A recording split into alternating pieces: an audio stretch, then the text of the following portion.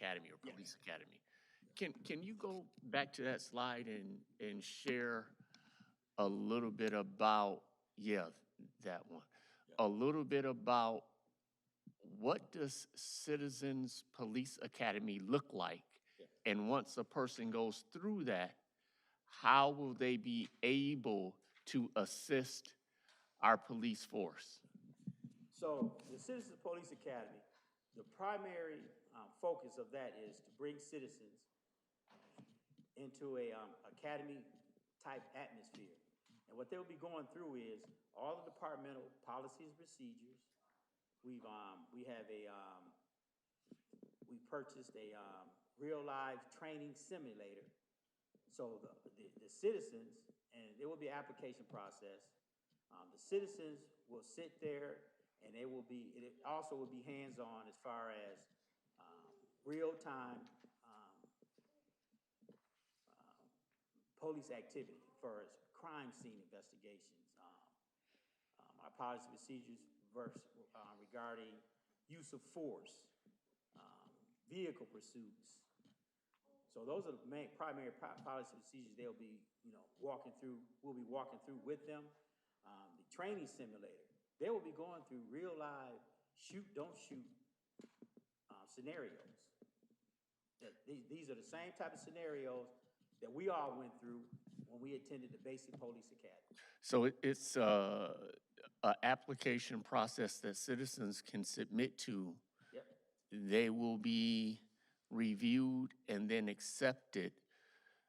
And they will go through it as a cohort, very similar to the LERTA or, Absolutely. okay. That's the goal. So, Not the physical activity, not running and jogging and all that.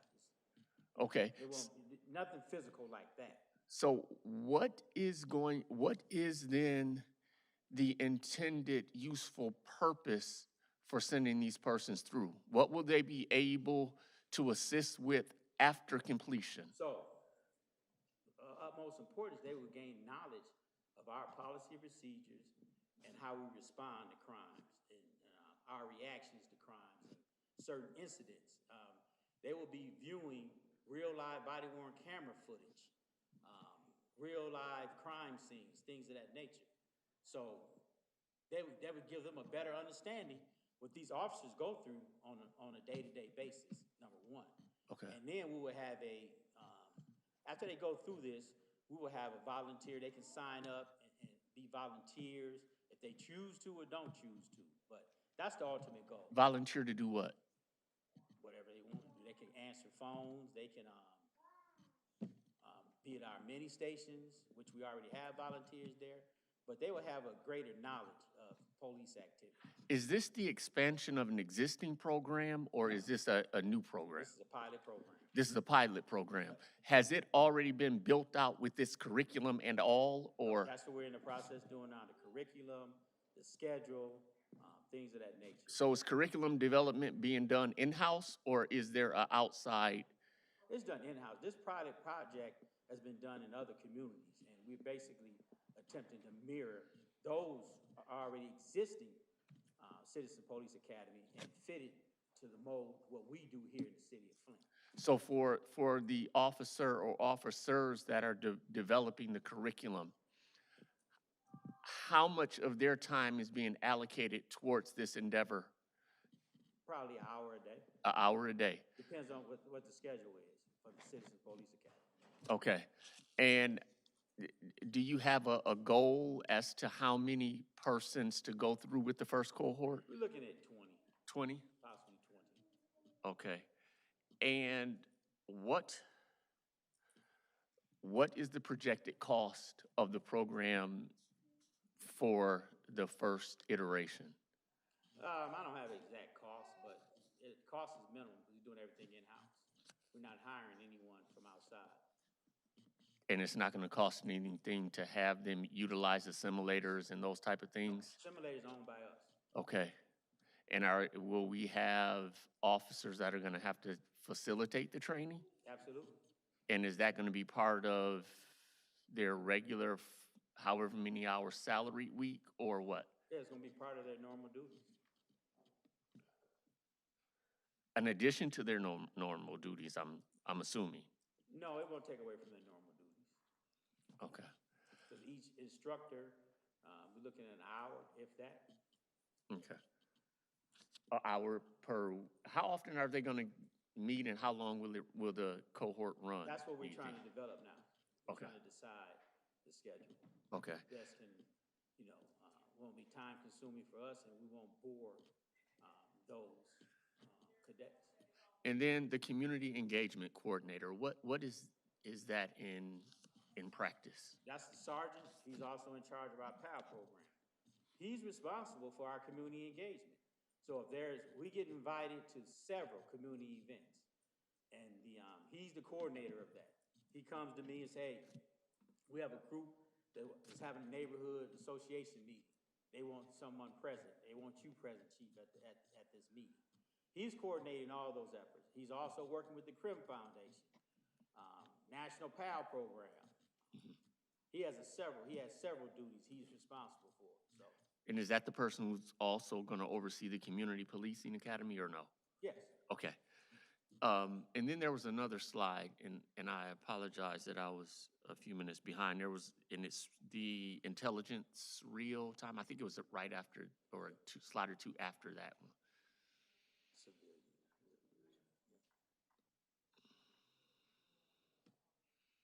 Yes. This is a new, is this also a new endeavor or no? No. Okay.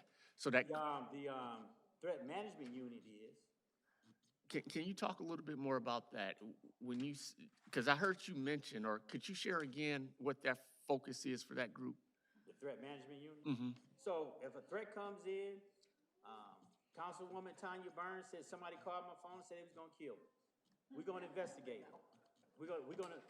That investigation, instead of going through the normal, chain of investigations, like reports taken, and it goes to the detective bureau for a detective assignment.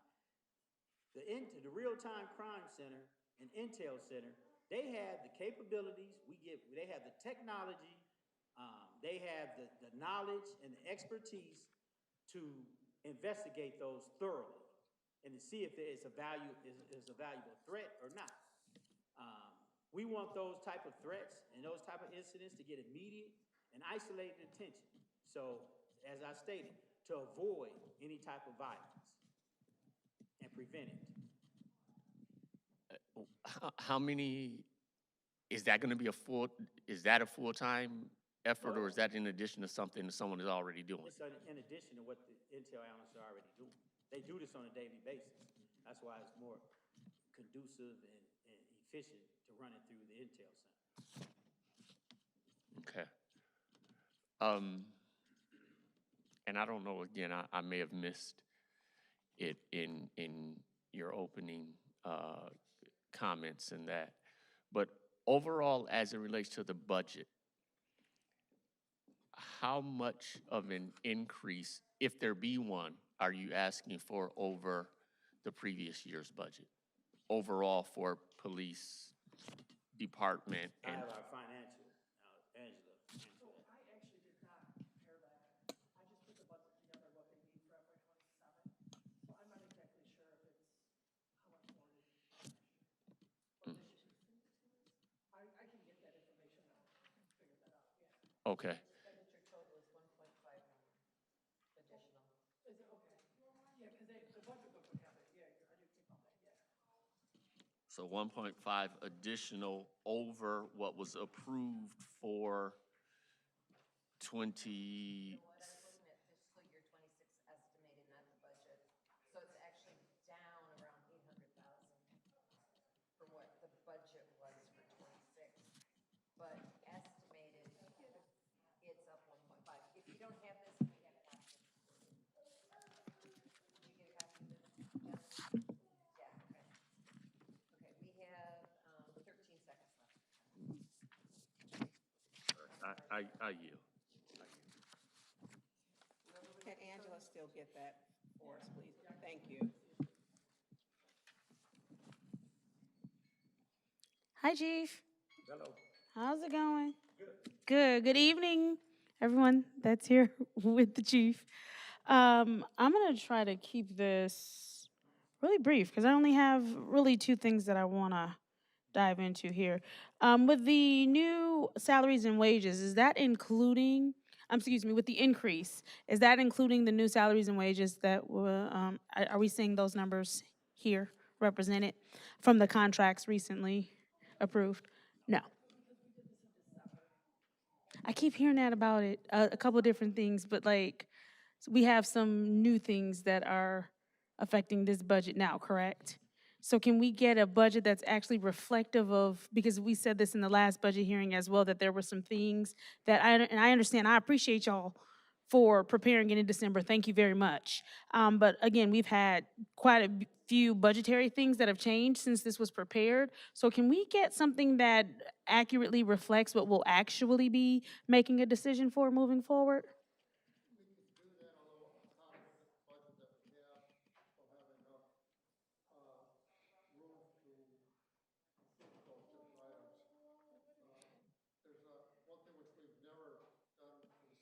Mhm.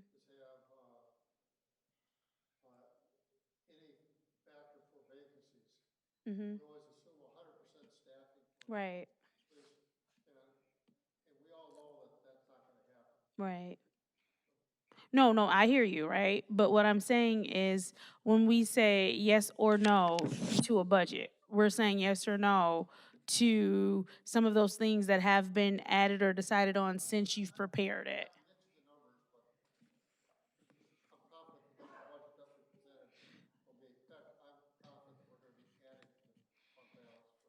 No problem. I hear you. I appreciate your confidence, and I would love to see the additions in an accurate budget.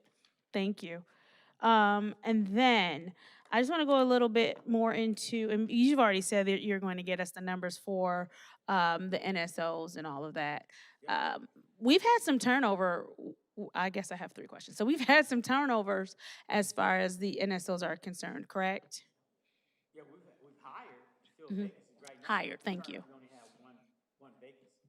Okay, and what ward is currently experiencing that vacancy? I don't recall the, board that, NSO came from. Okay, so but we currently have 8, Yes, and then there's someone covering 2 wards. right now, yeah, we're in the process of, filling that vacancy. Okay. And yeah, so I probably would have some more questions if I had those NSO numbers in real time. So what I'll probably do once I get those numbers from you is I will send forward some more questions that before I vote on the budget, I would like an answer to. Yep. Thank you. And then the drug forfeiture fund. Um, how much is currently in that fund? Oh, it's a little negative. Oh.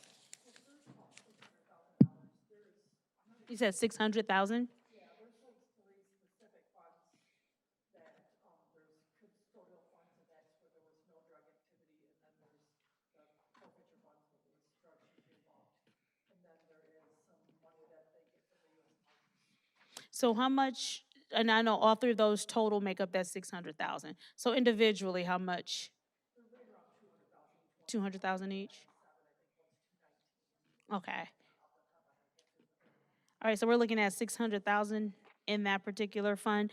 Do you already have what you're going to use those particular dollars for, Chief?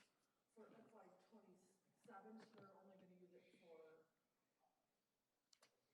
like, the narc advancement. Okay. And so it's money that we give to the officers, and then they use it for one secret officer, and he, whatever he uses for like a control buy. And then the other counter vehicle, the other, the other person. It's in the name. Yeah. I just wasn't expecting to be talking about controlled buys, but yeah. It's just gonna be 55,000. There may be some other things that might come back to council next year, but for now, it's just the 55,000. Just the 55,000 out of the 600,000? Are, Custodial funds, and it has to go back to it's gotta go to the treasury. okay. We can't, Do you know how much of that is going to go, all 200 is going back to Treasury? it's like a 197, I think, or 174, that one might be 174, there's like, we gotta work it out, because this is the first year we've done this. It's new to me, like, we still have to get with, the Okay. So we're still just kind of looking at 400,000 then more so. And with that 400,000, do you already have an idea of what you will do with that money? Yeah, only time we use that is if something, you know, comes up that unexpected as far as, I think right now, as Angela stated, you know, only thing we were looking for is a vehicle, but other than that, I can't think of anything. But is that something that can be used for trainings or things of that nature too? We Can't can use it for we can that? use it for training and we can use it for overtime. Training and overtime? Overtime, yeah. We'll definitely prioritize over If for training, yeah. anything, it would be overtime. And I can see that, why that would be a priority. Only reason I ask, and I know there are grants, and they're really good grants, right, that we receive. But I know with those grants, you can only pick certain categories, and you can only do a certain number of them, correct? So has there been any thought to use, some of that money for some other trainings that you might not have picked that category for? Yeah, that and, you know, as training come available, Mhm. you know, the issue is some of the training that would benefit us is only held annually, once a year. Right. So some of it's already been, like some of the, training that I would be interested in for the McKinney, it's already been scheduled for May. Okay. And are you going to go after any more grants? Because again, there's been an increase in salaries and wages, and so I know that's gonna pull some of the funds. So are we looking at, what particular grants do you have in mind outside of ones that we've already approved? Well, we apply for every grant. That's Okay. Like technology grants, that helps our budget. A lot of technology grants we use to offset using general fund money. So majority of our technology grants have been successful. We just Okay. applied for one for additional cameras last week. So, and also we applied with one for the federal government to assist us with the building of our new public safety facility, Yes. training facility. So I have a question. Is there a contingency plan on that? Because when we look at the federal government, which is now insolvent, we know that there may be monies used to be dispersed in whatever areas that the federal government has going on. So now when we talk about Flint, we're talking about public safety, and we're talking about that training facility, which is going to be huge for us, right? Not only are we going to be able to get revenue off of that, but we'll be able to continue our expert training right here in our city, which I believe will also help with sustaining officers and also getting more officers. And so I am in full support of that and that facility being completed. But I'm nervous about us relying on federal dollars for that. So what are we looking at just in case something goes wrong federally and that capital money doesn't come through? Is there a contingency plan for that? Yes, so we're looking at, you know, our philosophic partners. We're looking at every avenue of funding that's possible, and to offset any general fund money we use. But there's several contingencies Okay. that we're looking at on a daily basis. And by how much is that facility going to cost to build to completion, inside and out? Well, right now, the initial cost was roughly around 12 to 14 million. 12 to 14 million? And the federal government, that request was for how much? I'm not sure how much they requested. I did know the answer, but I don't remember right off the top of my head anymore. Mr. Moore, do you know how much that request was for? Okay. Thank you. All right, so I'm gonna move on from there because that's just one of those things that you're kind of not in control of, especially when it comes to federal government and what's happening. Cool. Thank you, Judy. With the Intel Center, about how much does it cost for us to run that? Can we get that? Okay, thank you. And every time we add additional feeds because I know that people can contact, so like gas stations, grocery stores, they can contact the Flint Police Department and become a part of that Intel Center and have us watch. Is there an additional cost that we incur to add those feeds to us? No. So it's going to be whatever that total Okay, Our biggest cost is personnel. all right, thank you. And I'll look for that number for you. Thank you. Good evening, Chief, and thank you, Captain Urquhart, Aunt Cliff, and we have, is it is it Sergeant Jones? Thank you for being here. And I do want to say with Officer Catlin is a good officer. And he is appreciated for the work that he has done in this community because that was domestic violence. And I truly do believe he saved her life. And victims should be heard. I do want to go into how many backlog cases do we have for detectives working? So for each detective, how many cases are they working or allotted? I know there was a lot. I couldn't get, I wouldn't even try to guess that number, but, because, detectives, so you could have, we have detectives assigned to the, major crimes unit, which they're on a homicide team. So, they rotate on duty call. So, they have those cases in addition to, miscellaneous felony cases, like assaults, things of that nature. So they could have a number of cases. And in addition to that, once they assign up there, if a detective leaves that unit, Yeah, they they get absorb their cases. cases. So to give you an exact number, Well, I I can don't tell need you an it's high. exact if I can get and it's a total number. So are there 10,000, 20,000? How many backlog cases? Because I know we have quite a few that people call, and I send them to you, that they've got cases that they have not been able to be solved. Yes. So Well, do we have a number? We have several cases that's solvable, but it could be, People don't speak up. that's correct. Yeah. And so, and they're not going to, a lot of them will not. Yes. You know, snitches Cases get are stitches or solvable. whatever, They yeah. know they know who Yeah. the suspect is, but without a eyewitness cooperating, it makes it difficult. So you should still have a number on how many cases that we have unsolved. Yeah, well, I have a number. I just don't know if, Okay, can you just, send me, it doesn't have to be an exact number. yep. If we can just get a roundabout number, You're please. talking about cold case. It could be well, your cold cases, then you've got cases where the youth, the gangs don't talk. When we hear a shooting, we know that there'll be another shooting, because it's retaliatory.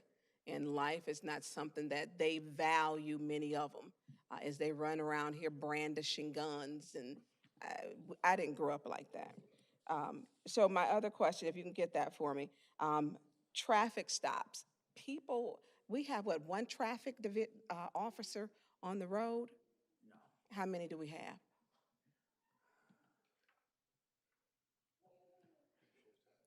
Each shift has Each there are shift four has one? squads. Each squad has a traffic investigator. Okay. As well as the traffic division. So and I do see, I don't know what, I call it stings. I was told the Michigan State Police call them wild packs, or what is it? They call, so each department calls them something different.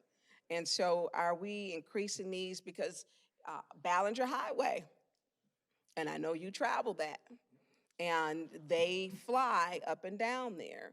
And even putting the monitor with the speed does not decrease. They don't care. They're still doing donuts in the street. I mean, you hear them taking off. I hear them every day. So is there anything, we can do? I think presence of a police officer and strategically placed is a deterrent. We've got Save-A-Lot that's up there. We've got Amico, used to be Sunoco. Just strategically placed, slows them down also, because people don't feel they see a presence of the police. So our traffic enforcement is guided, it's evidence-based and data-driven. So we focus on the locations where the data is high. Well, Ballinger's always high. Well, Ballinger might not be as high as other locations. Robert T. Longway? Robert T. Long, Long- Dort Highway. and Dort we're High- concerned is Dort Highway right now. We put up, we procured 2 travel trailers. With the speed? Move for the speed, and it records and does all that, but we only have 2 of them. So those are moved around. Right now, one is located on ML King, just north of Pearson. And the reason why it's there is because there's an apartment complex there that the management staff and the residents were complaining, and I saw it In the because of that curve? curve, because of that curve Curve, there. yeah. People are traveling at a high rate of speed, they run out the roadway, and one vehicle drove right through an apartment, right there, close to the Losing roadway. control. So, right now, that's where our travel trailer is, and a lot of our initiatives are being conducted in that area. So is there anything we can do, not me, because I'm not the police, to slow down the traffic? Uh, Stop signs and lights are optional in Flint. They could care less about the stop sign. You did get the lighted stop sign on West Coleman Sunset. On two of them, I don't know why you didn't put on the third one. I don't know, is it waiting to come in? It's the one that's going eastbound on. I would have to check Yeah. it out. And so I think having that, people do see it.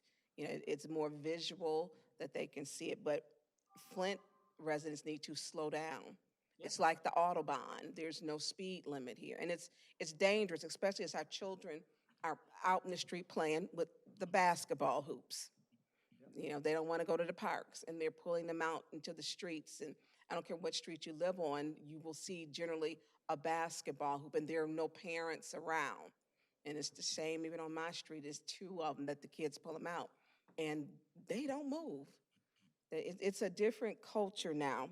Well, I think the problem with the basketball goals, and we've been informing the parents and the kids, a lot of them not aware that they're not allowed in the Yeah. streets. And So- thank you for Captain Urquhart sending me the ordinance. That was really professional, and I called to tell you thank you.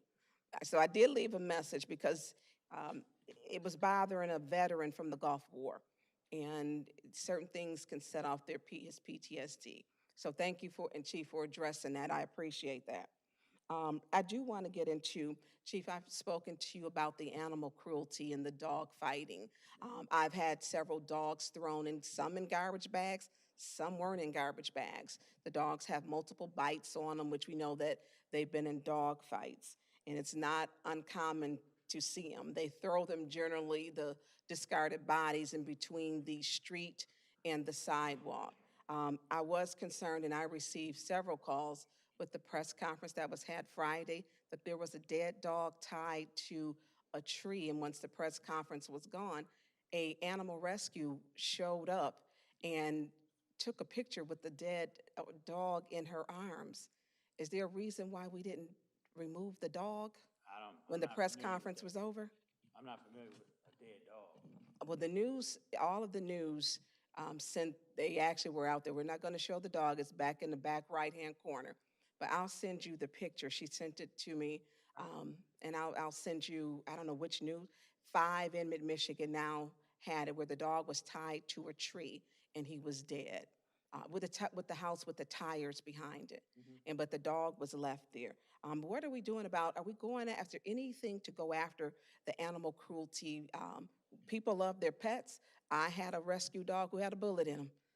So is there anything we're doing about making sure our pets, and when we get these calls, is there anything that we're doing? Well, we have a new enacted animal cruelty, as you know, ordinance, but anyone can call. They can call our tip line, they can call Crime Stoppers if they suspect a dog fighting ring or active dog fighting or cruelty towards animals. We respond to those calls and we investigate.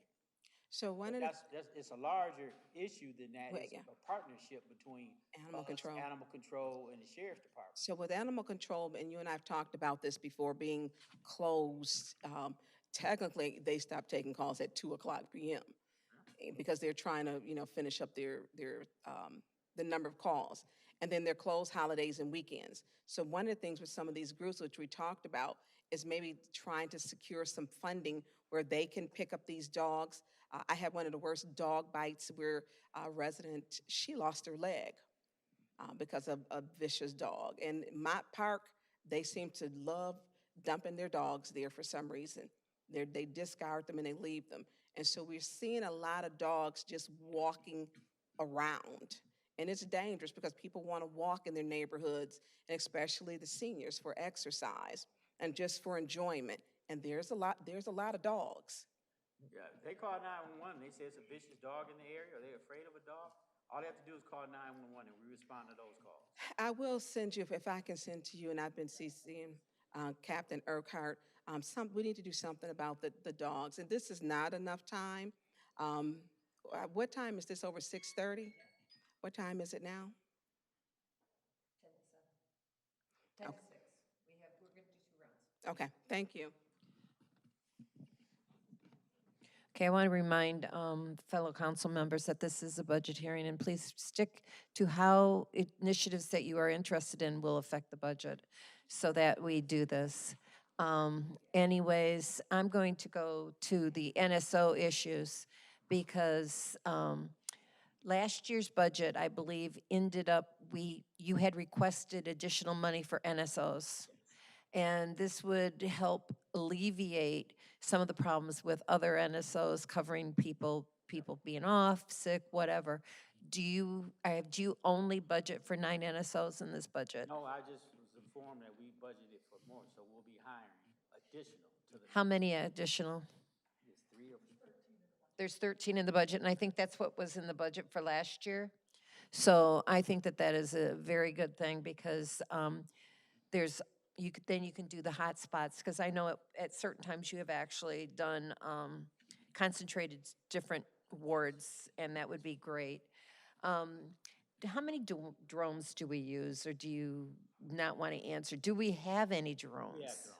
Okay, because some of the complaints that I've had, it helped alleviate some of the following of people with issues, and the more drones we can use to get more intel, the better.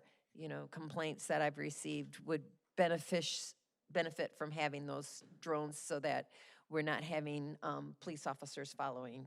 We have several drones and we just ordered additional. Okay, how much are our drones? It depends on the type. Between 700 and the most expensive one we had is around 40,000. Wow, 40,000, okay. But we got that on the grant. I'll accept that one. That was my big thing. So, yeah, because one of the problems with the lack of NSOs is that every time we impound a vehicle, it takes 2 NSOs, or 1 SO and an officer, and, It depends.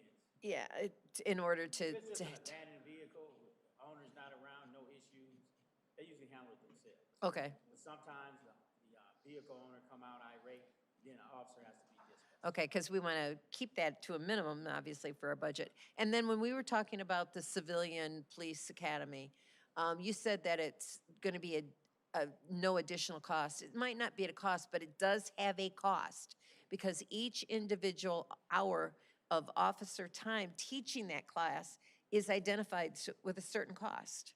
And so we need to have some kind of an idea of how much that will cost. What will be the benefit? I understand the knowledge of what's going on and they can assist. How much will that save us in having that academy? Well, the benefit of it is it's a community engagement activity. It's gonna build trust between the police department and the community. And that's, to me, that's invaluable. Okay, We need this. It's something that's very important. Other communities are doing it. This has never been done in this community, and I think we need it. And the cost is handled within the current budget, or within the budget. right, but it still holds a cost. No, but it still has a cost. Because if we're taking somebody off the road to teach the class rather than being on the road, then that's an hour of officer training or time on the road that is not Well, there's being gonna be some utilized. participants that will be doing it on their time off or volunteering. Okay, then So that's, it's not, then that would not be a cost. That'd be a cost to the officer, but not necessarily to the department. And then how much for our PAL community outreach? Are they still meeting at Haskell? Is that where it is? yes, But where are they taking the lessons at the Y the why. That's on Pearson Road? That's a partnership between our PAL coordinator and CRIM Foundation. And is Crim paying for the water classes, Or is it coming out of your PAL budget? We're not funding. Okay. All right, that was one of the things I had. I think, Another one of our partnerships with the Crim Foundation. wonderful. Thank you, Crim, for sponsoring that because it's important for these children to learn how to swim, to save themselves. And then, let me see, was there anything else that I had that hadn't been addressed at this point? Those were my initial questions. We definitely, I'm going to ask for the NSO stats by ward because we want those anyways. But specifically, I really, and I was encouraged this last year, was to fill all those vacancies. And I know that when we adopted the budget, we didn't adopt enough money to cover the NSOs. So hopefully we can do that this year. We may not be able to fill all of those positions. So if we can have a cost per position, and that if we need to do something, we can at least have that dollar amount in advance. I'm in favor of increasing the NSO so that we can cover vacancies. All right, thank you. Go back, Mr. Jarrett? Can we start the other end, since we started with him first? I'd like to start. Okay, but please be pertinent to the budget. Judy, no, you do not get to tell me, no, you do not. No, you don't, stop that mess. Then be quiet, it's my time, why are you opening your mouth? Yes, that's what I said. Thank you. I don't care, and I'm elected just like you, understand that. You handle the fourth ward, and I'm gonna handle the sixth, and your calls you don't take. So, Chief, thank you. You got that right. I'm not dealing with you today. You go check somebody else. So, Chief, with the PAL program, how is your funding with the PAL program? The administration, they fund us pretty, we get by with some of the expenses. We haven't had any issues yet, so. Has it been an issue? I know there's 2 PAL programs, and I have always supported your program. And that's the one That's the one I have consistently went to bat for. I do know the swimming program, not the swimming, the culinary. We had a lot of students or children who applied for that. I think I had over almost 500 or 600 shares when I shared that. Are we making sure, I didn't know kids wanted to cook that much. I didn't know that. Yeah, I didn't either, but there's been a demand for it, so that's why. Are we turning kids away?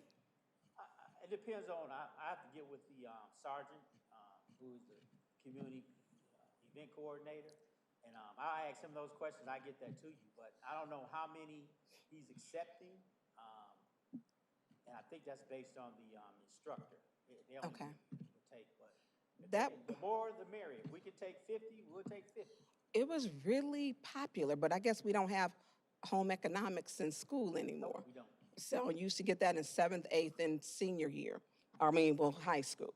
So that was a really big one for me. 8-10 day, what are we doing for prevention? I know that, so that we don't have days like, was it 420? What's the marijuana day? 404? No, there's 2 of them that are downtown. 18, is 810? Drop Fest. Drop Fest. How are we working to make sure that we don't have what occurred, I believe 8-10 day, that doesn't happen again? So there's been misinformation versus 8-10 day. Okay, That incident was not related to 8-10 day, okay, which was the concert inside the Capitol Theater. This is something that occurred outside. It didn't spill over from inside the event, it was outside. So we had plenty of officers down there, but for this event, 8-10, now we have to have officers specifically for that event. okay. And that's what we'll do. And what is this, a 420? What's the marijuana one? That's 8-10. Is that 810? No, yeah, thank you, Captain Urquhart. There is because there is a 420. Probably there. 420 is it's similar like this. I don't smoke marijuana, but it's a lot of young folks that go to 420. And it's really, when you're down there, you see, they do like a fashion show. They're in the flat lot. And so those events kind of mimic each other. And then there's a concert that's there also. So with any event, you know, that event is, fact-checked, through our intel analysts. They're streaming, they're getting information as far as expected attendance, any issues, any threats. So we plan for those accordingly, but some of these events are annually, so we automatically have, security and a large police presence at these Is events. the sheriff and MSP working with you Oh, the on sheriff's those? working with us, yeah. and Okay, I know he's got Arrowhead, Yeah, the sheriff's working which is with his area for downtown. My other question is, you had stated we had had an uptick. What did you mean? I think it was in January, February, or are we, what did you mean, an uptick? Well, I mean, in January, I think it was February, I said Yeah. this. I think at that time, we were at 5 homicides. That's alarming to me. Yeah. You know, one is alarming, but when you have 5, and although they were all, majority were domestic related, so in order to prevent those, you have to have an officer inside the home. But when you have 5 homicides, I need to speak out because it's alarming to me, even though the nature of them, they're not random. None of them were random.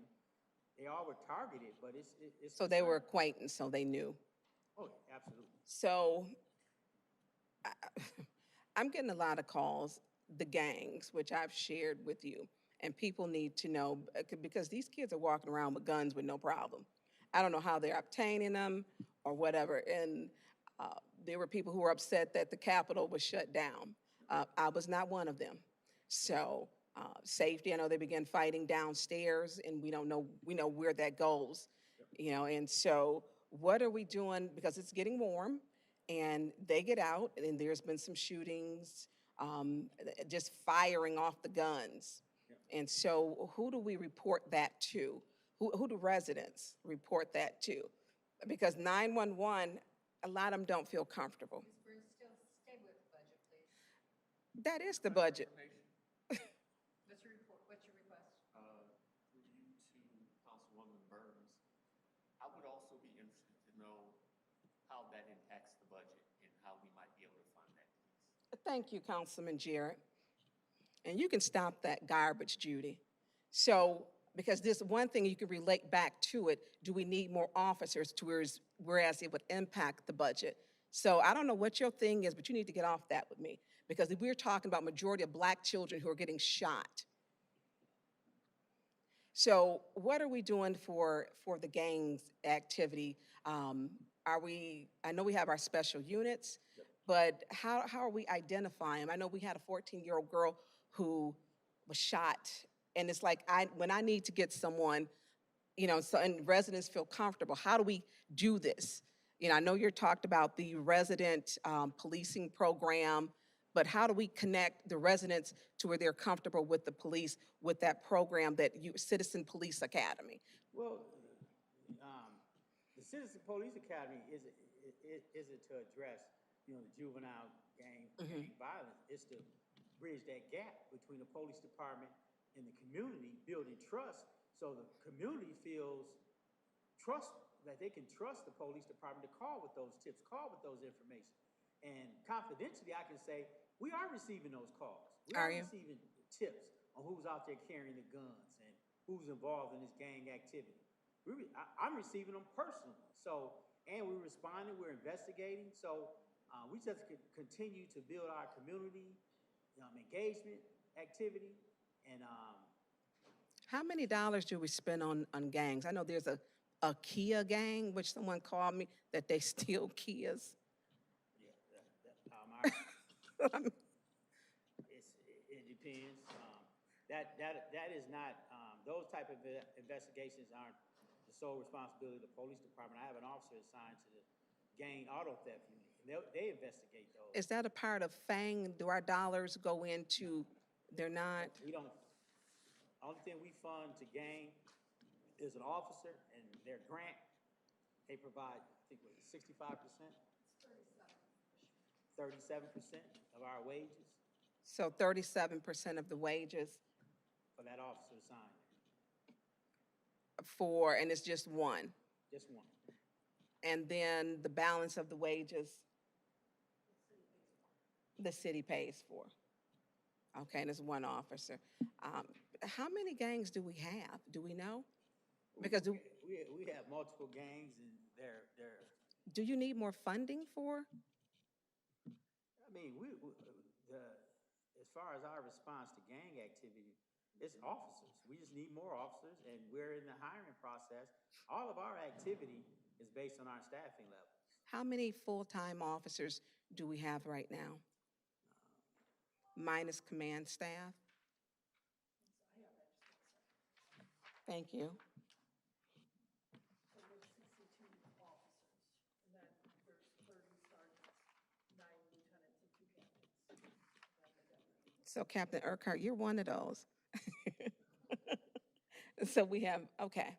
Can you email that to us also? And then too, like some of the things, like when you send out when you're hiring, can you send them to us so we can share on our social media? I always share those along with the PAL, because I want our community to be safe. It's always important. And then maybe we can share them with, do they already go out to the churches? Yeah, our advertising for hiring has been very successful. We're getting applications on a daily basis. The problem is, the officers, so if there's a applicant that hasn't been to the basic police academy, we only hold police academies twice a year. So. And that's what mine, And the next one, yes, the next one is not until September, end of August. So, we go through all the testing, we already, we have the lineup of officers that we're gonna hire and send there, but, 2 police academies a year, that stalls us on hiring unless the person is already certified. thank you, Chief. Thank you. My plan last time was to keep it brief, but I will definitely keep it brief and keep it budget connected. I just have a couple of questions here, and you can probably answer these for me. So when we're looking at, and that's just this handout, when we're talking about state revenue, charges for services, and other revenue, in the budget, it's $80,000 for that, for state revenue. Can you break down what that means? I'm sorry. What did you say? Okay. And the same thing with the charges for services. So we have $726,575 for that. And then do we know what goes into this other revenue where we have the $315,000 budgeted?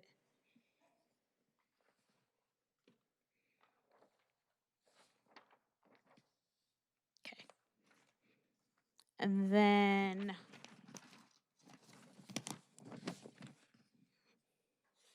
and this is on the police department neighborhood policing fund.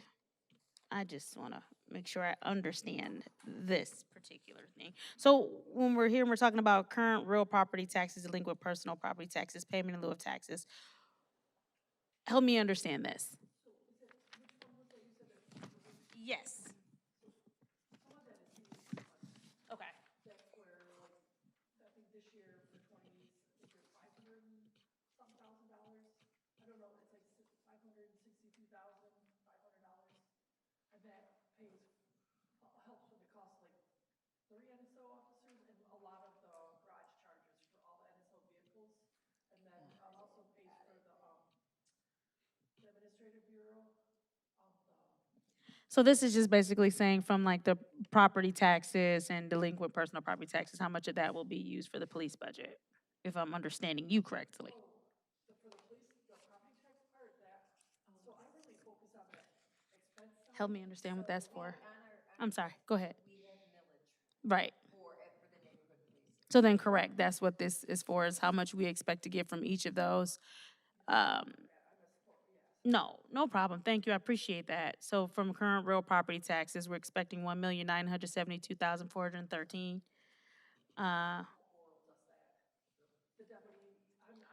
No, actually, I'm learning something, so you're helping me out, thank you. No, that's great. And then local community stabilization share, what's that? Okay. And how much do we get total, or is this 85,000 what we get total from that? Or how much do we get total? Yes, because I see it's 85,000 here for the proposed, police budget. So there's a larger number than the 85 for the entire city? Okay, again, that's the local community stabilization share. Thank you. Appreciate that. And then, what's, Bureau Patrol, what's fourth shift? Pardon me? What's fourth shift? Is that just what you call the NSO shift? Yeah, Okay. It's nice to learn the terminology. Thank you. I appreciate that.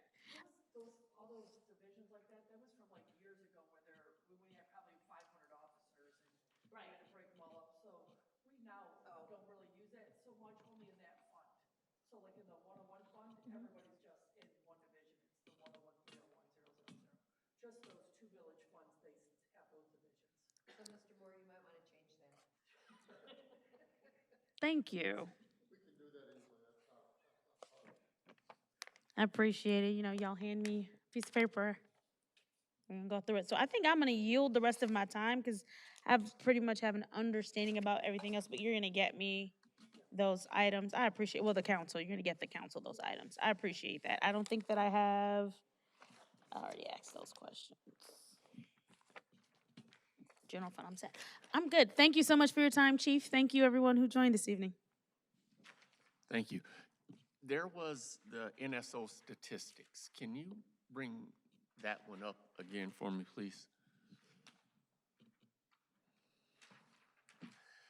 Now, those violations,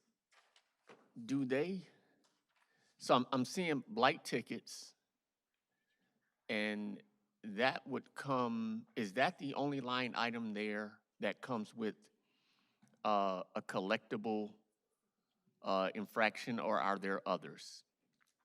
Well, all of those are collectible infractions, except for the, well, it's not even on here, except for the warnings.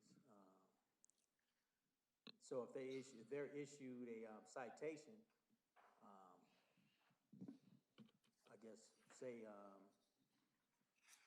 vehicles parked in a yard, and it has to go through, because they don't comply, they have to go through blight court. There's a fine attached to that. So is the fine attached at the point the ticket is issued or after? It depends on court. what type of ticket is issued.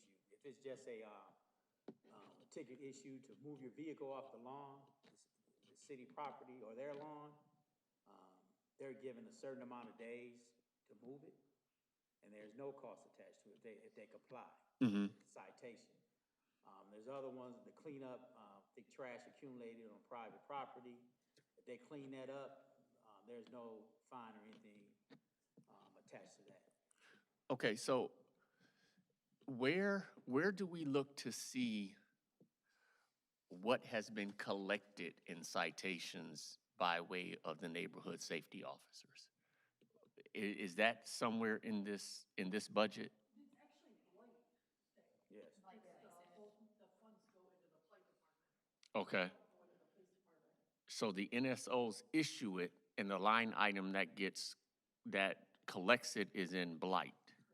Okay. Because they're the one that usually are the ones that have to go out and clean it up. Because the tickets are usually has to be like somebody's got to mow their lawn or, like you said, do a cleanup, they gotta, so that's why the money goes into the blight. Okay. And is there then a way to find out the difference between issued and collected? Yeah, that blight has a spreadsheet they keep. Okay. Health department has a spreadsheet that they keep for all the tickets. I'll put that in as a request. And then do we have additional recourse or enforcement for collection of unpaid violations or citations? I know they're working on that because they want to like, if somebody's not gonna pay, they want to be able to attach it to the property. But I'm not sure where they're at in that process. Okay, good. Because it's one thing to write a citation, another thing to collect it. And in some cases, it almost can feel very similar to what Councilwoman was saying about, you know, stop signs and street lights optional.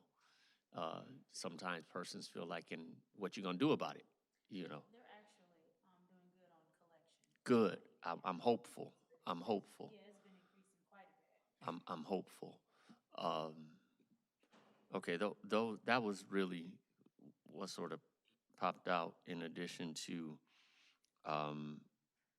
really trying to understand how combating some of the issues might add to the need, you know, as far as the budget goes. Adding, you know, is there additional human resource that ends up being financial resource needed to address some of the concerns that the councilwoman brought up around the gangs and that, as well as, you know, some of the concerns around the animal cruelty, just, you know, what recognizing, and I think I heard recognition by you, Chief, that those are issues. In the recognition there too, what additional supports would truly be needed to bring about impact? And, you know, again, supports that start out or are human, recognizing that there are monetary and budgetary impacts that come along with those as well. That expressed, I'll yield the rest of this time. Madam Chair. Yes. May I ask a quick question? Under the Police Fire Department Public Safety Fund, where they have, state grants or other activities, I noticed there isn't anything proposed for 26, 27. I know that there are some grants that we do go after every year. Is that not accurate? We go after, we go after renewal every grant that we have. So is there a reason why it's not proposed in the budget? This particular one, because we were given 3 or 4.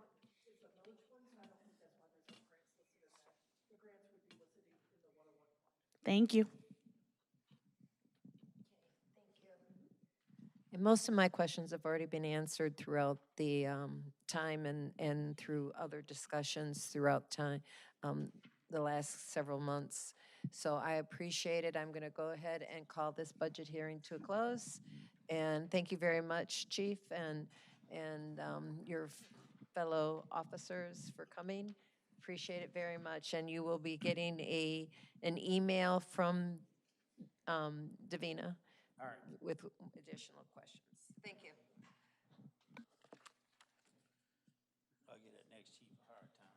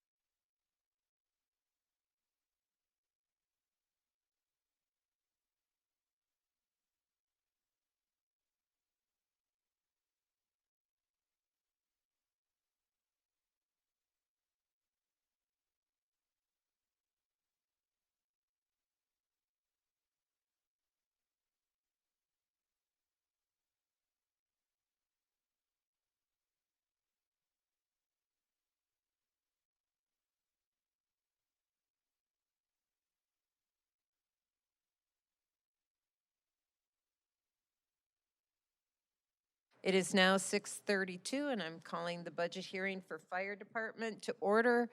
For the record, council members in attendance is Judy Priestley, Tanya Burns, Candace Mashat, and Jonathan Jarrett. Go ahead, Chief Wiggins. Good afternoon, everybody, members of the council. And we're here to present our budget for the next fiscal year. I gave you handouts, basically kind of an annual of our firefighter runs, our ambulance runs, and I also gave you our organizational chart as of to date.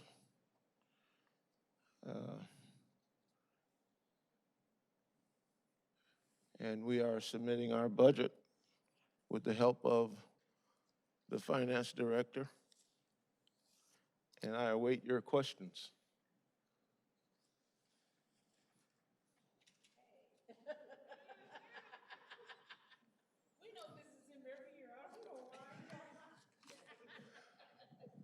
We now have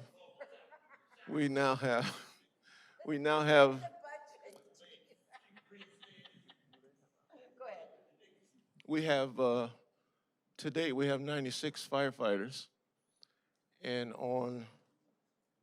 I think on roll, we are to get 106 firefighters, so probably after August, we're gonna be hiring more firefighters. We're running 2 ambulances, 24 hours, 7 days a week. We are contemplating on, by the end of this month, to put an additional ambulance on, and we're gonna run it 24 hours a day, 3 ambulances a day. That is staffing permitted. We're doing good with the ambulances. And the residents love us. Some of our residents send the private ambulances away and wait until we're available. So we're doing a real good job with our ambulances. We're going to open up station number 3. As you all know, it's been sort of browned out for about maybe a year and a half because of staffing. But as our staffing grows, we're going to open that station up, and we're going to run it 24 hours a day with ambulances and other apparatus.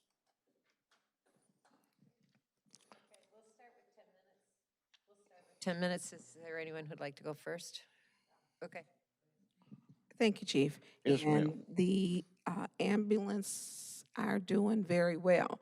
Yes, ma'am. They are. And how many of your firefighters, or if any, are also paramedics? We don't have, I well, know they're shouldn't EMTs. I shouldn't say that. We have paramedics. We have about 3 or 4 in the fire department that are paramedics, but we do not let any of them function as a paramedic Right. because we're only licensed for, our fire trucks are licensed for MFRs, medical first responders, and our ambulances are registered as basic life support. Right, which means nothing intravenously or orally can be given. It was just a question to know if there were any paramedics. I know that the sheriff's department shows up for that. If there- Or other ambulances that Right. are paramedics. Right. And so to the firefighters, I do commend them in the hard work. I was in the hospital a week ago with my uncle, and they were busy Yes, ma'am. coming in. Busy. I think just within 2 hours, I saw 6 of them at McLaren. Yes, ma'am. So I appreciate the work that they do. One of the biggest things with them is pay. Pay.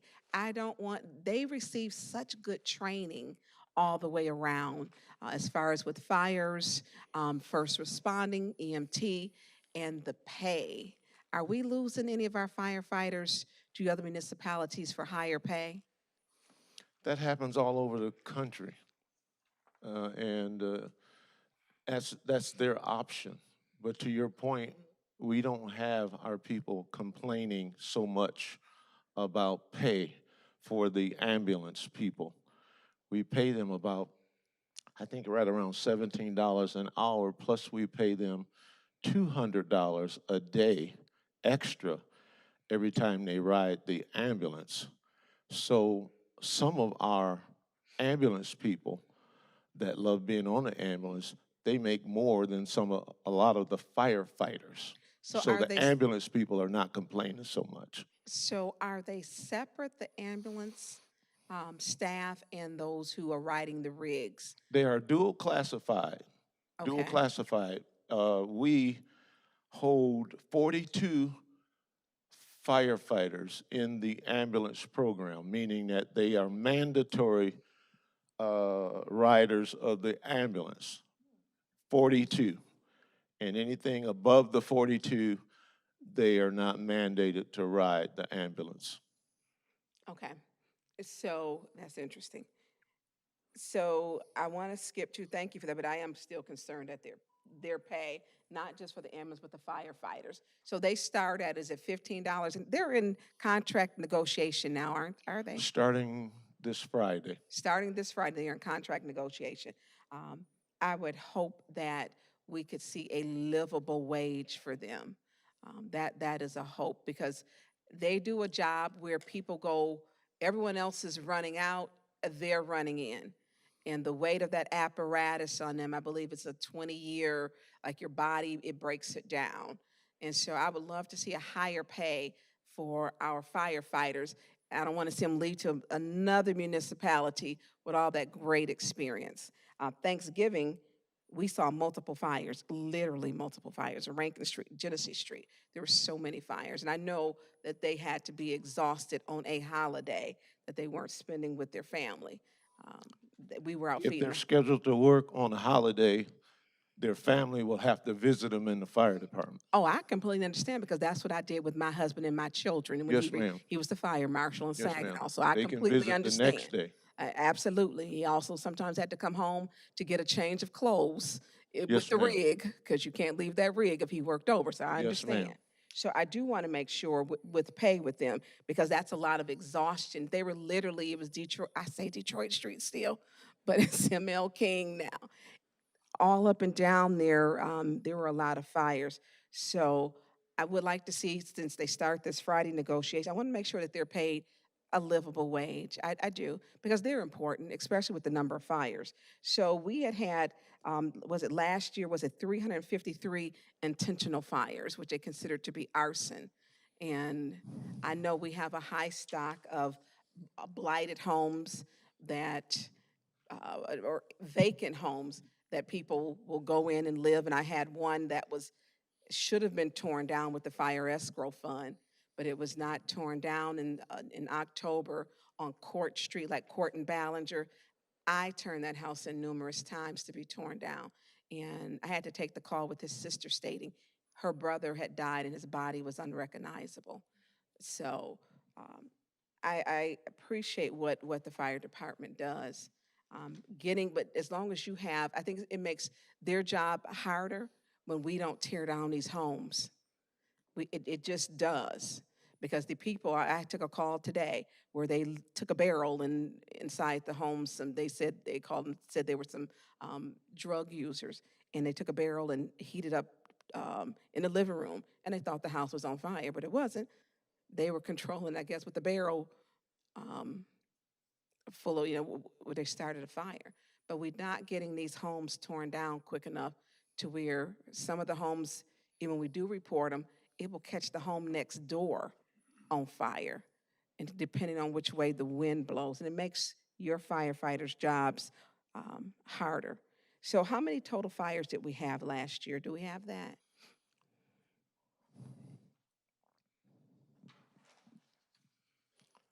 Total fires last year, calls, we had 3,608 fires calls last year.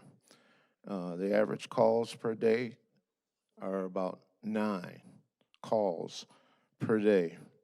Response time is 11.9 minutes per call. Average person on that call is about 8. Okay, and are we response time to respond by, is it 6 or 7 minutes? Is that what our response time is supposed to be? But I know we're coming from all over. We don't have a response time. Our response time can go a much longer, Councilwoman, if we got a fire going somewhere and there's calls that are waiting. They may wait a half hour, 45 minutes. But initial call, we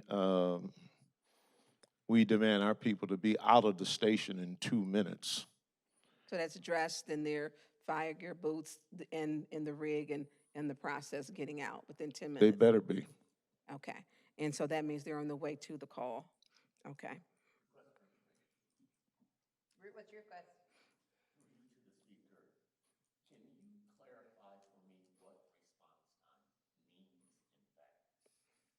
Chief, Response time is the time that they get the run from 911 center to the time that they log with the radio through 911 what the time they got to the call. That's called the response time. and in addition, Councilman Jarrett, we also have, I've been to the 911 center. Flint has its own fire out at Genesee County on Corona Road, its own center and calls. So Flint is separate. It doesn't share. They have their own people. It's not shared with anybody else. So we have our own police and fire out to the 911 center.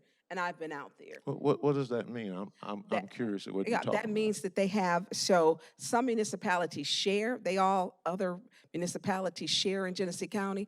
Flint has its own people for fire and police. So when the calls come in, there's just one person that takes the calls for police, one for fire. And then and on all the rest of them in Genesee County, they share. Flint does not. We have designated people because I was concerned, so I have spent time out there with the headphones on and taking calls and talking with the director out there, Tim Jones, and created a good report because I want to make sure our community is safe. And a lot of people don't know that we have our own person, people that are out there. And additionally, you say we have our own, the city of Flint, we are in cooperation with all of the county firefighters. We have a mutual aid agreement. Yeah. That means if they need us, they call us, and we leave Flint and go help our Yeah, brothers. that's our MOU is not our mutual aid. So I get what you're saying. It's the same as the police with the mutual aid. So when you go, so all of the like say Mount Morris, Fenton, Flushing, if you call 911 from any other city, it's like a shared. Flint has its own individual. So say it would be me and Councilman Jarrett. We only take Flint calls. Everyone else shares as the numbers come in. We have a higher rate of calls from the city of Flint because we also have the largest population in the county too. And once we got rid of our 911 center, that's how that's in the MOU, how it went over there. It's interesting to go over there. I went to see myself. Yeah. I'll finish up with the numbers. Thank you. I'm sure she's gonna get another round. Believe me. Hi, Chief. How's it going? Hello, I'm doing fine. Good, good. Hello. I just have a couple of questions here. I'm on the general fund for you. That's the handout I'm looking at right now. And I'm looking at the firefighting division, fire station overhead. Consumers Energy standby fee. So help me understand a little bit more about that fee. And that's costing us $12,500. And I noticed blank. 10,300 last year, and then 9,167 the year before. I know we've had an uptick in fires. When we say consumers' energy standby fee, I'll go with my second question after you answer what exactly is Well, the city of yeah. Flint don't own electrical wires, first of all. And we get a lot of calls in bad weather that their wires are down and their wires are arcing. We'll respond initially, but if they don't get there to take care of their wires in a timely manner within maybe 45 minutes to an hour, I send them a bill. All right, and so we're anticipating that we're going to send about 12,500. So, how is that fee structured? Is there like a baseline per weight, or is it maybe structured? If you're out there 20 minutes, then it's this amount. 30 minutes, then it's that amount, or is it just depending on? Well, it's just one down wire, or it's 20 down wires. How's that fee assessed? It's the cost of service. We do the same thing with the Flint schools. We charge you for a fire truck. We charge you for the crew that's on the fire truck, whichever where their dollar rate is. We charge them for an executive, the battalion chief, and we charge all of that by the hour. With the school system, we even charge them for our water. If they're not going to board their schools up, and we go out initially for the lines, because sometime before this, consumers would have us out there for 6, 7, 8 hours watching their lines. That's what that's for. Okay, thank you. Yes, And ma'am.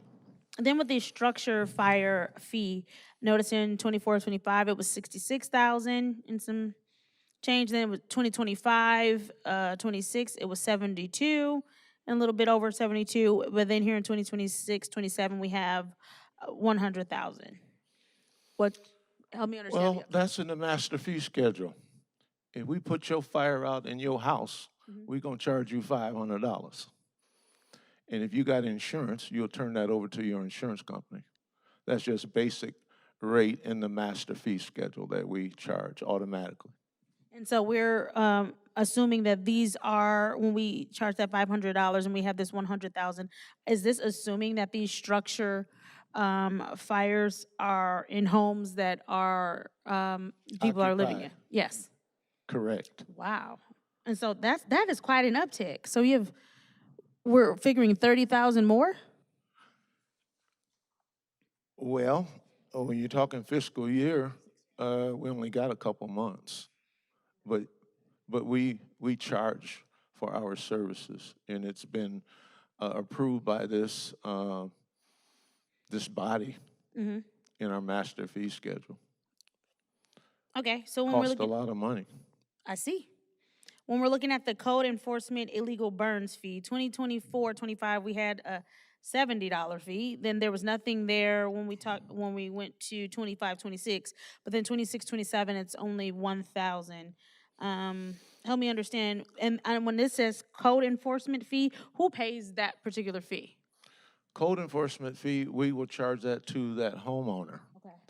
And don't get mad at me, but I blame you guys because I came before you early this year, and we wanted a ordinance for burning.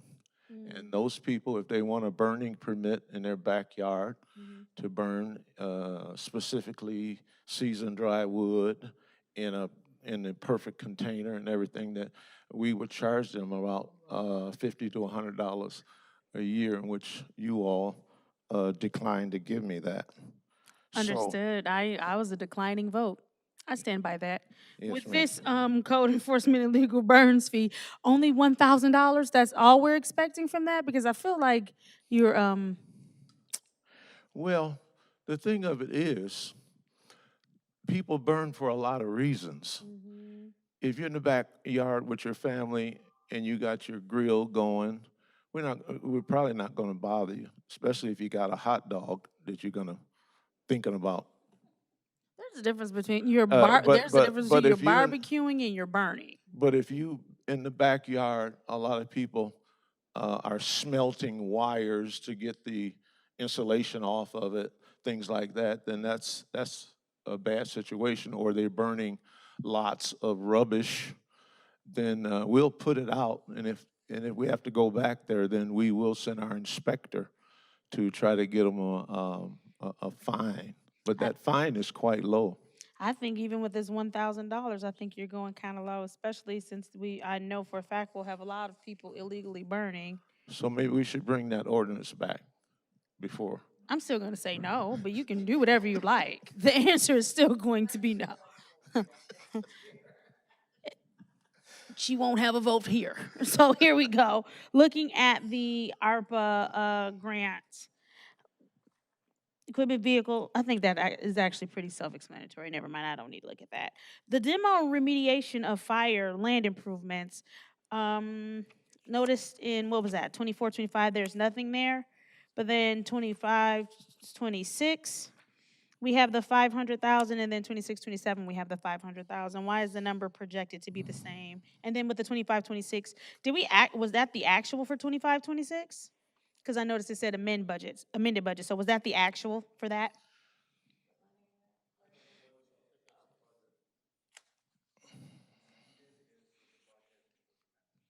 Right. We haven't spent any yet? Okay. So it's just the same, just we're carrying over. And so we're just carrying it over. Okay. And what goes? No,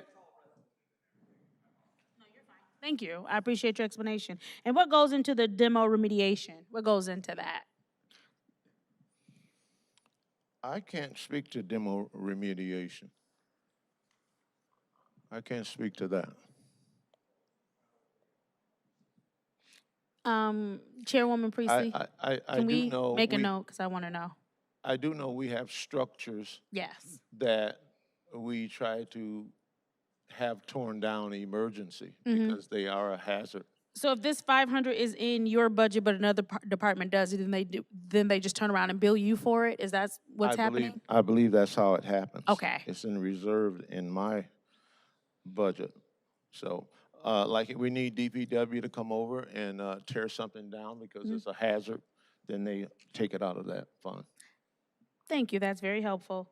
And then finally, inspection and training. I'm looking here under community promotion. I noticed 1 year nothing, next year 35,000, next year nothing. What's community promotion, and are we planning not to do any community promotion? Community promotion is mainly the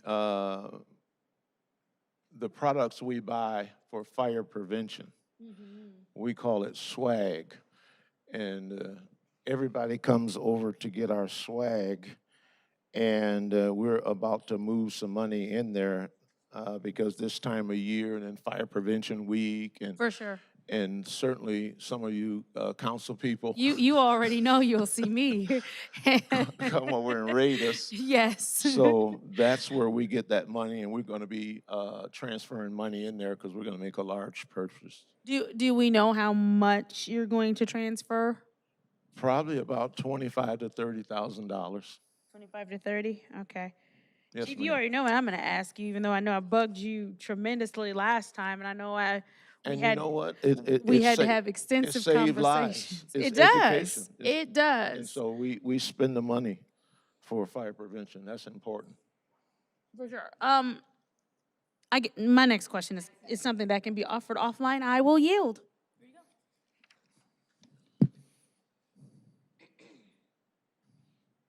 Thank you. Good evening, sir. Yes, sir.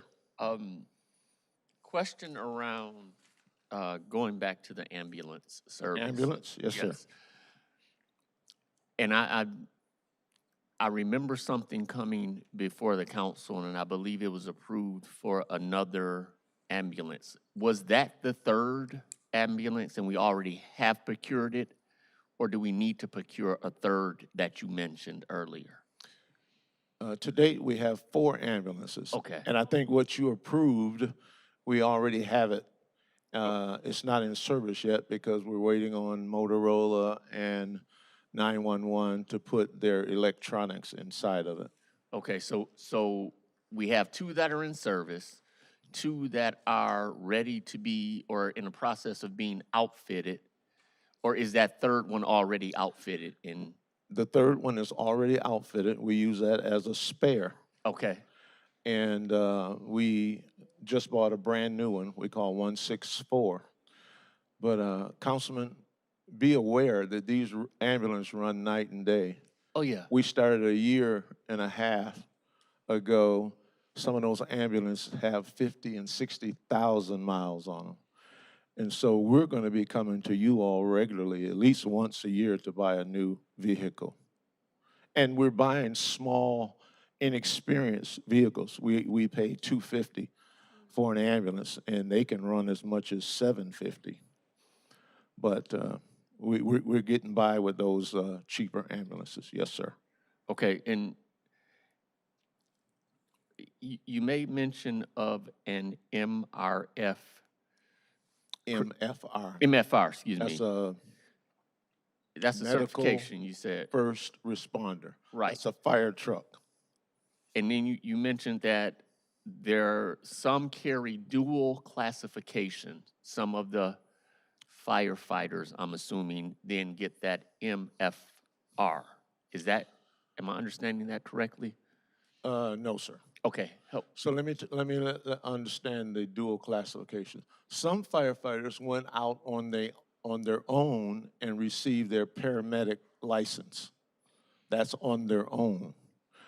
What we regulate everybody to be is a medical first responder, an emergency medical technician, and to be firefighter 1 and firefighter 2 certified.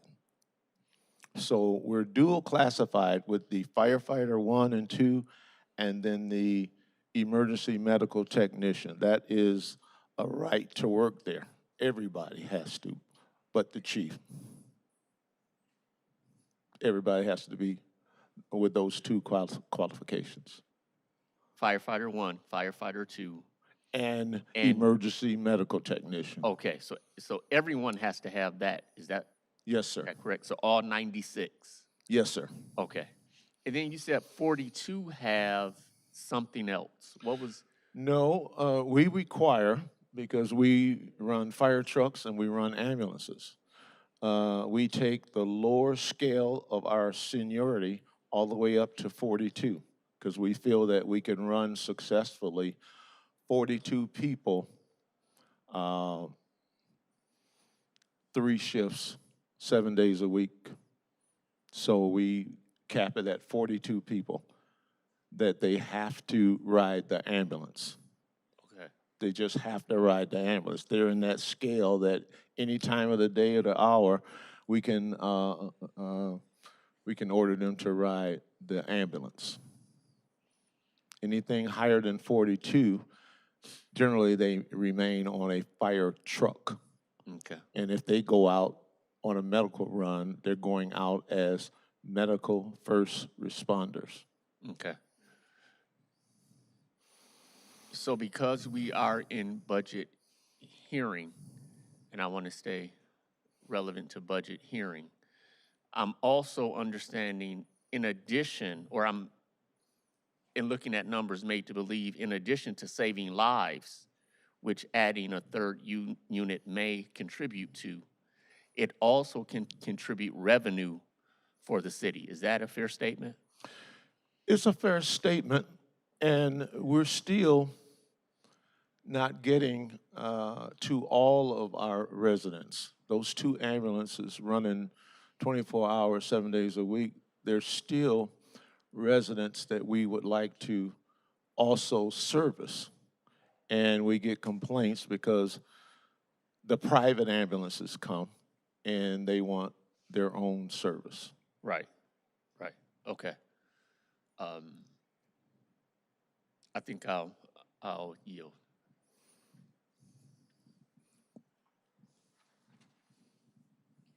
Thank you, Chief, for coming and answering our questions. I'm going to go to where we charge for the fires. I'm wondering if, the $500, how does that fit in with other communities around the area? If that's all we're charging is $500. Well, keep in mind, our people pay taxes, and taxes are going up, up, up. The $500 is, we feel, is at least pays for the services of us coming there and helping a little bit. And again, that was approved by this council. Right. If you guys want to make it 2,000, I'd be glad to charge your residents $2,000 if you want. Considering how many fires we've had at the schools, and they're only paying 500, it's like, let's make it. Well, not so, not so. Schools are different. Okay, When we've been getting Williams School a lot. yep, We've been getting Northern. When we go to Northern and we're there, we charge them probably $1,000 an hour. Ma'am, Zimmerman, we Central. charge them. I have one secretary over there. That's all she does is charge those schools. Now, it's probably going to take the city council, all 9 of you guys going over there and getting our money from us, because sometimes they don't like to pay. Well, I know that you and I, as well as I believe the mayor, were in a meeting with the school board, or, well, the Superintendent. and Yes. talked about the fees, and I don't remember how much, they owed quite a bit, like $25,000 at that time, and that was 2 years ago? Yes, I believe we got some of that money. Yeah, so we need to make sure that we can get that money.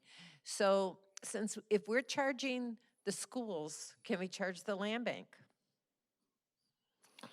Now you're getting political on me. I don't Well, I know don't if want to we can- be, I don't want to be political. I don't know if we But the can- fact of the matter is that if you go around our wards, and some of these properties that are being burnt, there are squatters in some of these houses, we know that. Most of them, But there are arsons being sent in these properties. Is it because some of them cannot be sealed up? They can't be boarded up. The windows are all out on second, if it's two-story building. There's a house on my street where the back end is blown out.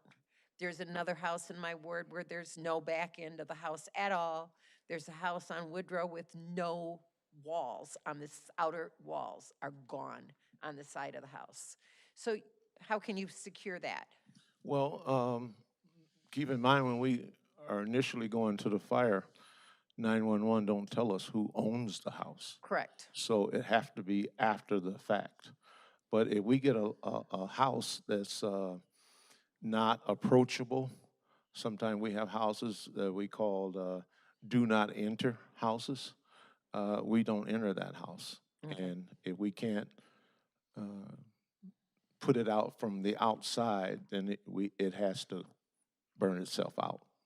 I just want to make sure that people understand that this is not a political question. This is a situation where we are charging other units of government Yes. for responding of our fire departments. Yes, And the ma'am. land bank is another unit of government. Yes, ma'am. And they own the majority of the houses the vacant houses in this area. Yes, ma'am. And I also understand that they don't have a lot of funding. I just want to make that clear, and I'm not necessarily asking, if we should. I'm just saying, could we if we wanted to? If I'm directed to, ma'am, we would charge them as Okay. well. Thank you. I just wanted clarification because it was a thought as we were talking about the schools. Yes, ma'am. For those houses that are burnt, that are still privately owned, and the people have walked away from it, do the fees for the fire go on the property taxes, which then end up at the county? Or are those sent to the owners of record of that property? Do we know, Mr. Moore?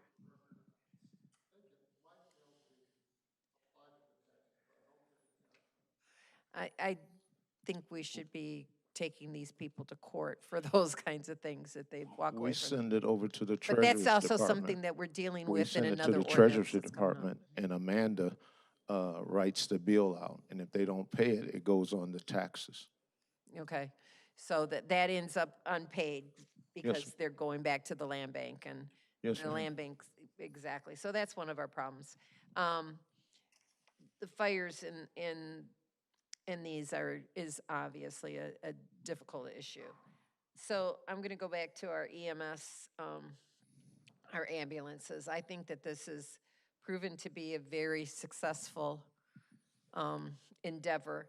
And I know that it doesn't cover all of our costs. Maybe what we bill covers our costs, but because of the contractual between insurance companies and stuff, I think this is a good rate that we're receiving about 50% of what we're billing.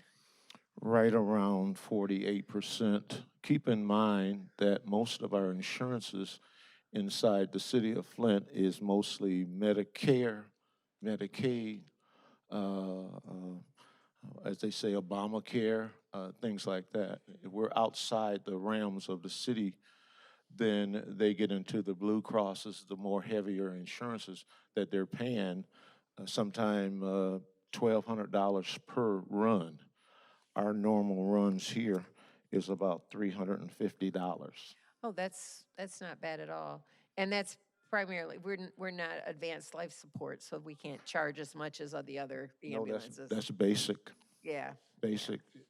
They're getting $750 to $1,200 per run. now, if we open up, when we open Fire Station 3, we have new equipment out there that would be used. We don't need additional equipment to keep that one open. We just now have the staffing to manage it. We have the 3 ambulances with the 4th ambulance coming on board shortly. Okay, So what we about have- fire apparatus? We have fire apparatus, as you know. This council approved for us to buy a new pumper, $1.2 million. And that's to be put in service shortly as well. Okay, and the equipment in Fire Station 3 has been replaced, because didn't we replace all of our fire engines? No, Because, okay, I know that we had some with holes in it, where they were using stop signs to keep their feet from going through the Oh, floor. no, we don't have that problem. Those are gone? We don't have that problem. No, ma'am. Okay, good. I wanted to make sure that, No that problem. the equipment was adequate for Fire Station 3 if yes, ma'am. that was a problem. We Okay, took care of that problem. all right. There was one other question I had, and,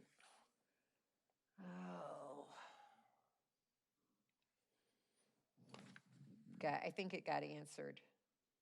I think Ms. Mashat took that over. So I think we've got enough time. We go until 8 o'clock. So if people want to do another 10-minute round, go ahead and take your full 10 minutes. And if you don't, that's fine. Yeah, this is our second round. Yeah. Okay, Chief, real quick. Yes. So prevention, and that seems to be the big issue. And tracking some of these fires, they seem to be using accelerants because they go up in a flame.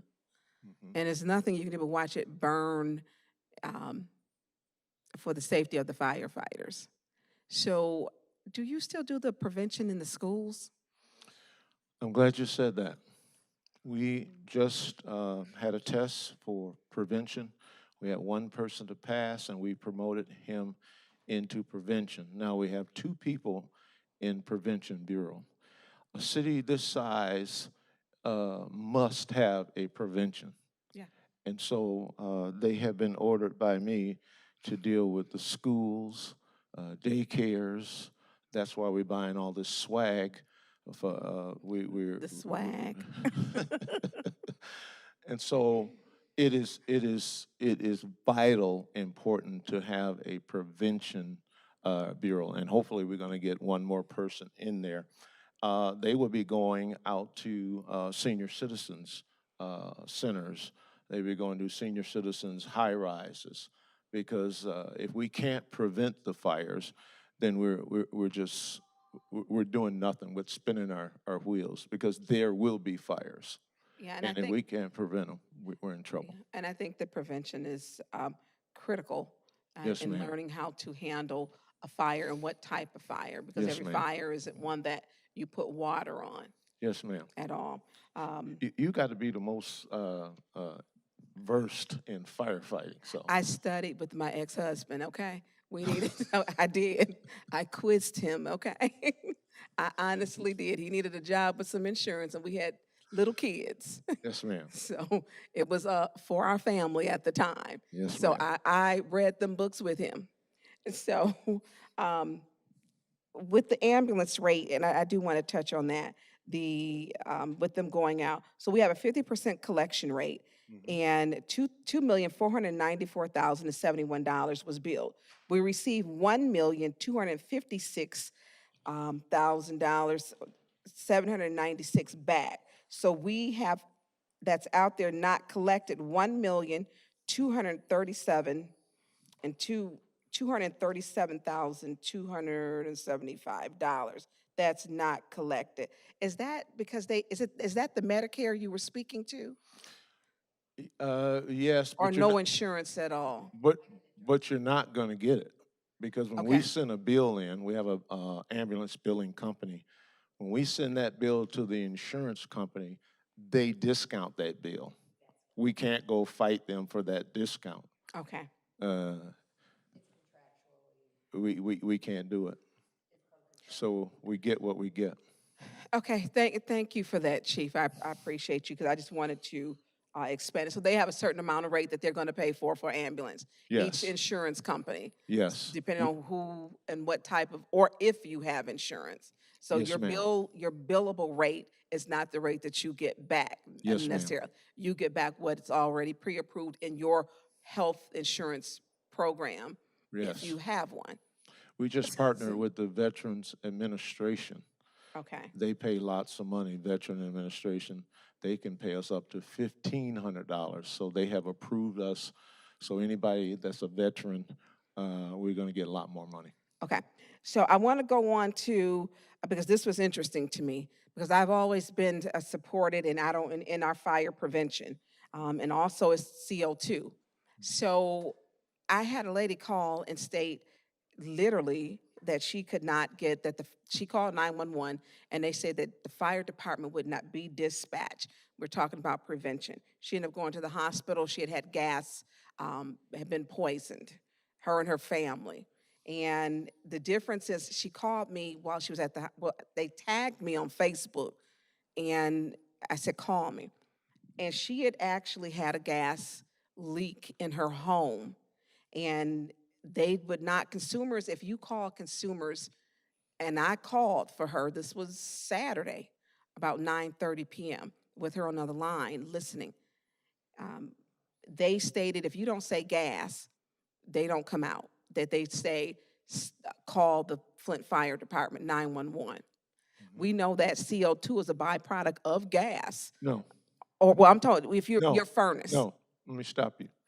Well, yeah, hold on, let me finish. So if your furnace is not, say you have your furnace is not functioning properly, then it gives off, it emits what, gas or CO2? You keep saying CO2. That's why I want to stop there. Okay, go ahead. CO2 is carbon dioxide. Correct. That's harmless.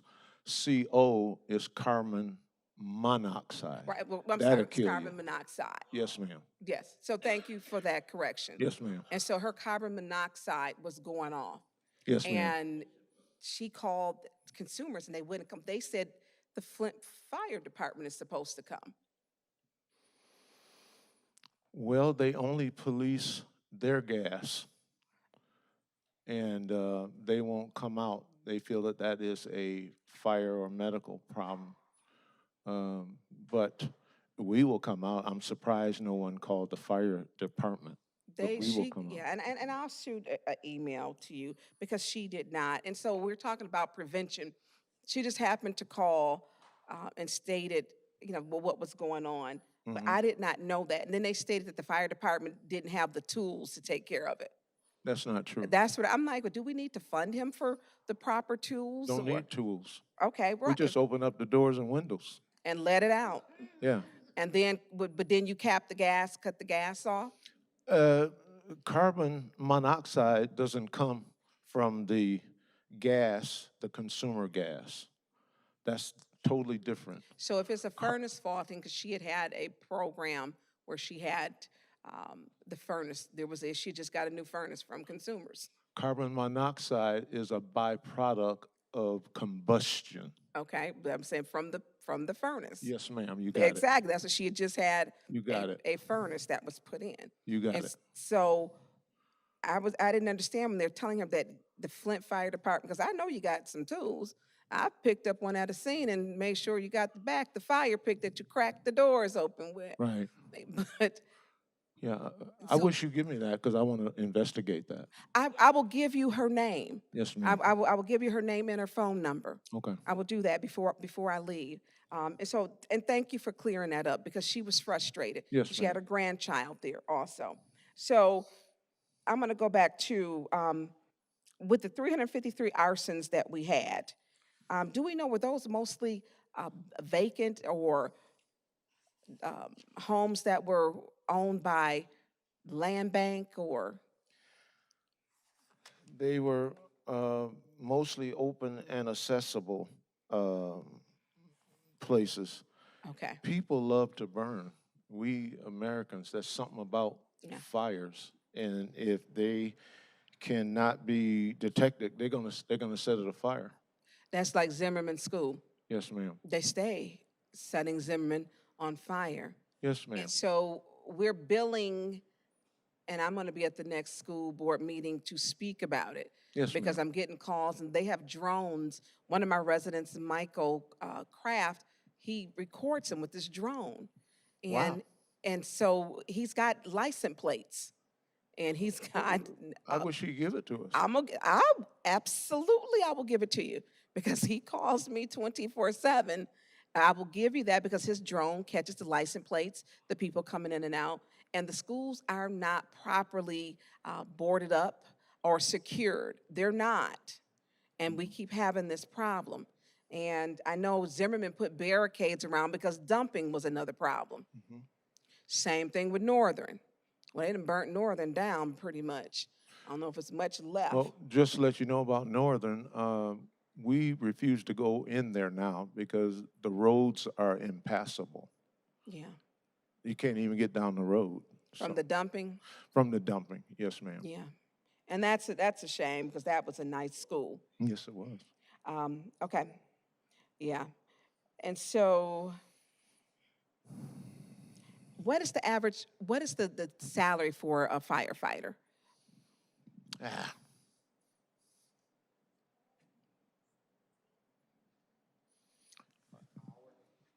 The starting salary is $15.91 an hour for a firefighter. So do we have do I need to multiply, they're doing, what, 10 days a month, which equals, so we're gonna say they're gonna do 40 hours a week. Do we have a salary?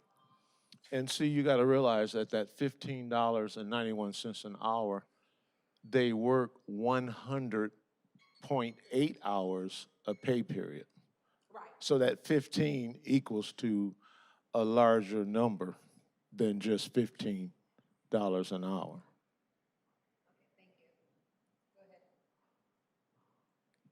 Thank you. I actually, real brief, because I believe Councilwoman Burns already asked my question, because I was done with the other stuff. I'm just on the ambulance services now. And it was just a matter of, I think you already answered it, as far as the collection of the 1,256,796, what was left over from the 2 million. Do we have any plans on collecting it, especially if they discounted it out? What do we do then? We just take that loss? Take what you get. Not you get what you Take get, what don't you throw a get. fit. Like when I go get my dental work, my insurance is only going to pay my dentist so much money. Mm-hmm. And then he tries to charge me, but no, you get what you get. So once insurance is paid what they were going to pay, you then bill the person? Is that what happens? Or do we just take the loss? And if we're taking the loss, go ahead. You could bill the person that $4 million, I don't think we'd be popular. For your information, Shaq, this is what I did at Burley. Mhm. What I did, and they've got a contract, and it says, we're going to pay this much money, you're not going to bill the patient more than this amount. Do we have a contract that says that? I'm not sure. I can check with our billing company, Spywan. I'll check with them in the morning to see if that contract exists. If you look at your EOB, it'll say, this is what we pay, this is what we're. I guess what I'm trying to get at is how much of a loss do we actually take from this 50% rate? Like, how much of a cost is that to us in the end? You know, I never figured it that way, and I apologize. No, But- let me tell you but- why you're okay with that. Because you're in the humanitarian part of it, and I understand that. And normally I would be too. But right now I'm in the budget part of that. So I just need to know numbers of, are we absorbing that cost or is it an actual loss for us? I just need to know what happens with that. Well, we never see it, so we don't, So do you? we never see it. And, So and I it's- guess you're my not question gonna is, see it. I guess my question to you then, are we building in an absorption in the budget for this or what happens?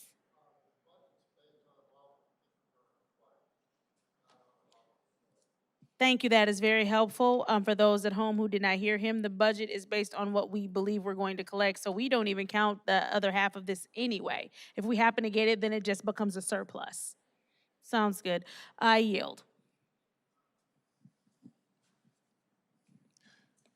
So I guess for me, maybe to take that line of questioning one step further,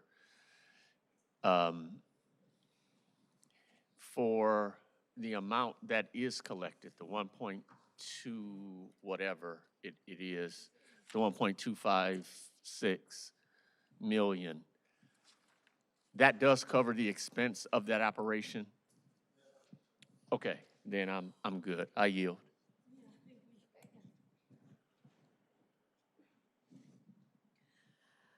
I'm just going to ask, do we need to add $25,000 to $30,000 for community promotion into your budget that you gave us? Is that what you are asking us to do? Or are you No. planning on doing a transfer after we approve the budget? We're gonna transfer it, I think, even before you approve our budget. We're gonna Okay. transfer it. So from you won't need any additional money for next year? It's just, you're going to spend just it only this what year? we budgeted for. I just said Only, it.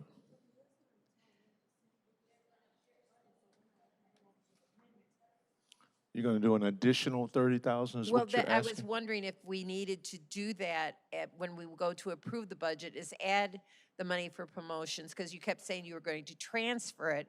So is that going to be in the fiscal year '26, or are we going to need it for fiscal year '27? When are those expenses going to occur? After, I would say after July 1, because it's April now. So. And would we be doing an adjustment, or are you asking us for an additional 25 to 30,000? An additional. Okay, thank you. That's what my question was. All right. Thank you. Seeing how everyone's asked, did you have any more, Ms. Burns? Because I think you ran out of time. Okay, go ahead. You have time. Real quick, so we're doing $15.91 per hour. Is that based on a 40-hour work week? 100.8 hours. 100.8 hours. Oh, I'm sorry, 50.4 times 2 weeks, it'll be 100.8. So that's what they work. Firefighters only work 'Cause they 8 sleep there. days. Firefighters only work 8 days per month. Okay, because I'm trying to figure out their pay. Is there overtime, anything over 40 hours in a week? The financial manager at the time did something with our not only everybody in the city, they have to work 212 hours before they get overtime. So if they're working 50.4 hours and they work a 24-hour shift overtime, it's not overtime until the conglomerate is 212 hours. And that came from the financial manager way back when. And it's the fair labor. Yeah, so they get, I know, do they get Kelly days still? Correct. That's why they only work 8 days per Right, month. because they get the Kelly days. Yes, ma'am. So, Mr. Moore, can you figure out the salary and let us, like, annually what they're getting? Yeah, if you can get that, because like I said, with the Kelly days, now, do they still get a 1099 for uniforms and other things? No, Oh, they don't, okay. we buy uniforms. So you buy everything for them, their boots Correct, and everything? correct. Okay. Yeah, if you, We buy everything. okay. All right, thank you. Yes, ma'am. Okay. All right, so it's now 7:28, and I'm going to call this hearing to a close. Thank you very much. Thank you, guys.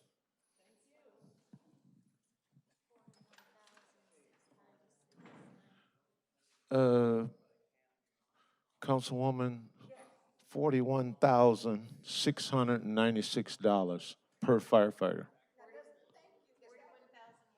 $41,696.92. 41.6.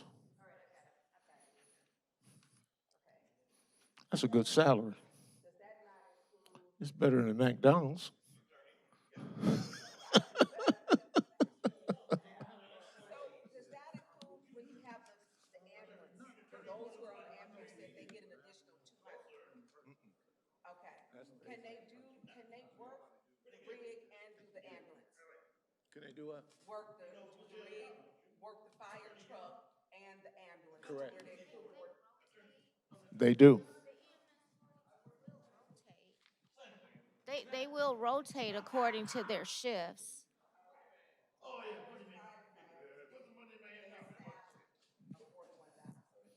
Yes, ma'am. 41.6. Y'all could be in negotiations for a while. They are busy, yeah, it has not improved that much. That's a lot of money. And our firefighters that we're hiring are between 18 and 25 years old.